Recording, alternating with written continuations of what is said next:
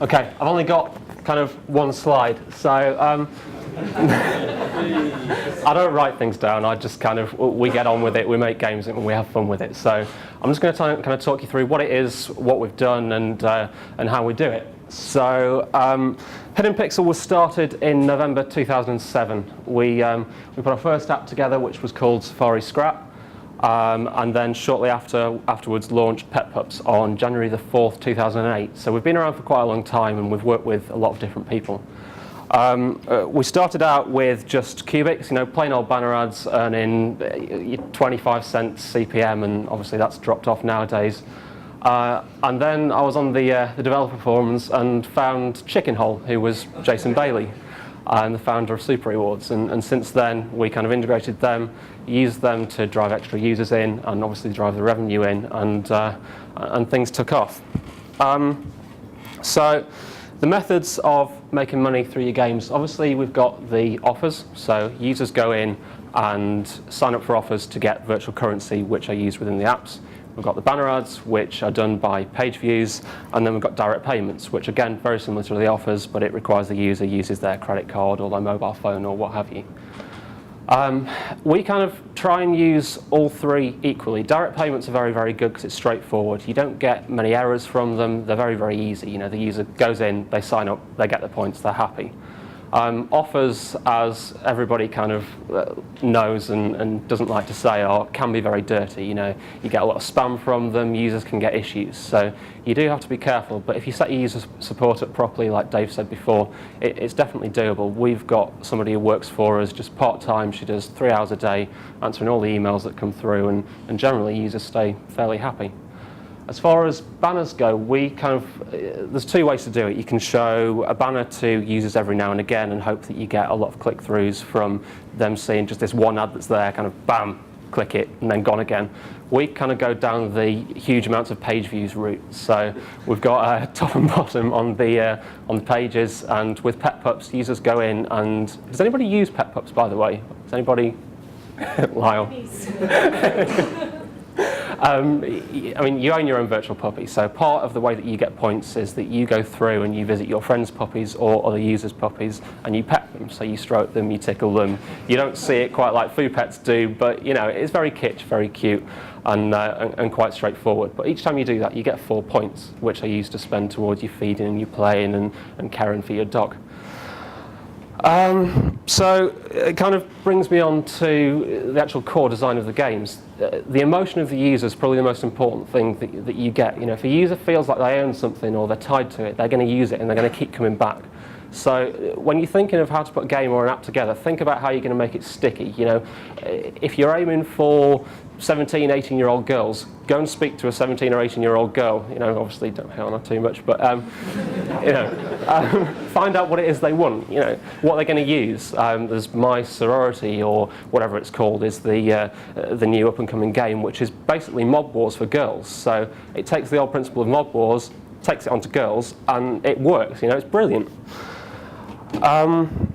So as far as types of users goes, there's probably 3 main ones. There's the ones that don't really care about spending the money on there, but they'll spend their time. So those are the ones that will get you money from your banners.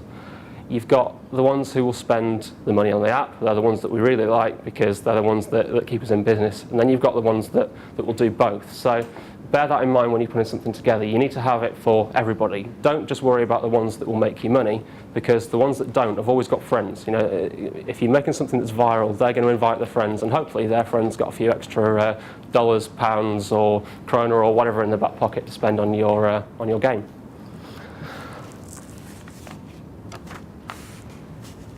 Okay, so setting up your economy. There's kind of 2 different ways you can do it. We've used dual currency, so we've got a main currency which you can get however you want. Like I say, you go through, you pet your puppies, you get so many each day when you log in, and that can be spent on certain things in the game. We've also got gold currency, which takes that onto the level where we're trying to let people feel like they're getting something special. So if you're going to go and spend $5 on our game, we're going to show you that we appreciate it by giving you something that nobody else can get. We've just launched our scene builder, which takes your dog and lets you put it on different backgrounds and drag kind of funny hats, silly sunglasses, stick them underwater, hope that they don't drown, that kind of stuff. And some of those are only available with gold currency. So we've got some really cool images that you can only get if you've spent real money. So kind of think about that when you're setting your game up. You know, is it something that you can use, and is that a way that you could drive more people in and keep them in? Because the more money they spend, the more likely they are to keep playing, and those are the kind of people that you really, really want. So you've made your game, you've set it up, and you're ready to go. But who do you use? There's a lot of people out there now. You know, we've been around since, like I say, 2007, and we've been through Super Rewards. We've used Cubics, we've used OfferPal, we've used Peanut Labs, Social Cash, social media, you name it. You know, we want to make money, so we've tried it. And there's no clear answer to it. You know, we've got a certain demographic. 80% of our users are female, most of them aged between 18 and 35, so they're going to like certain offers and spend money in certain ways. If you're the guy who runs Mob Wars, I wish I was, you're not going to have the same kind of click-throughs and the same users clicking on your offers. So try everyone. You know, A, B, C, D test it. Use 4 offer providers, set up a random page that shows one offer page for one person and another one for the next that visits it, and see who makes you the most money. You know, personally, I would say don't get tied into an exclusive deal. Don't just go with one person. Keep your options open. You know, use the person that's going to make you the most money. One kind of warning with the offer providers: if you do start to make plenty of cash, then don't let them take you out for beers, because we've had 2 really bad experiences with Super Rewards and OfferPal, which a bit hungover this morning. And just to kind of finish up, also keep things fresh. You know, Facebook's always changing. They released the new profile design in, was it August? I should really know this. August last year, and straight away we lost around 20% of our user base. Other people were hit much harder. You know, I know people that lost 80-90% of their revenue overnight, just like that. You know, the profile changed and their business has gone. So we kind of got to the point just before the stream updates were done where we were growing again, and the stream updates came in and we started to tail off. So, you know, react to changes that Facebook make, read the developer forums, read what Facebook are doing, use the beta site, and make sure that you've made your changes, and you work with Facebook to work out how it is you're going to benefit from the new features they put in. You know, they changed the stream, and now we're getting more click-throughs every day from that stream because we're posting more news feeds. So use that, use it to your advantage.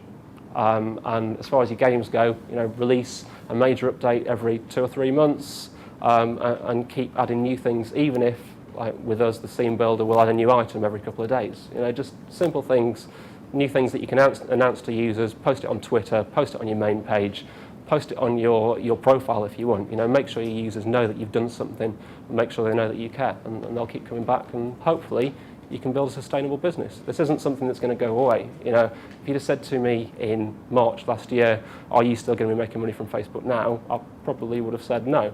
But this is here to stay. You know, you look at Playfish, and they received a lot of funding, and Zynga did as well. So there's a lot of interest and a lot of big business in this. So there's definitely money to be made over the longer term. Thank you.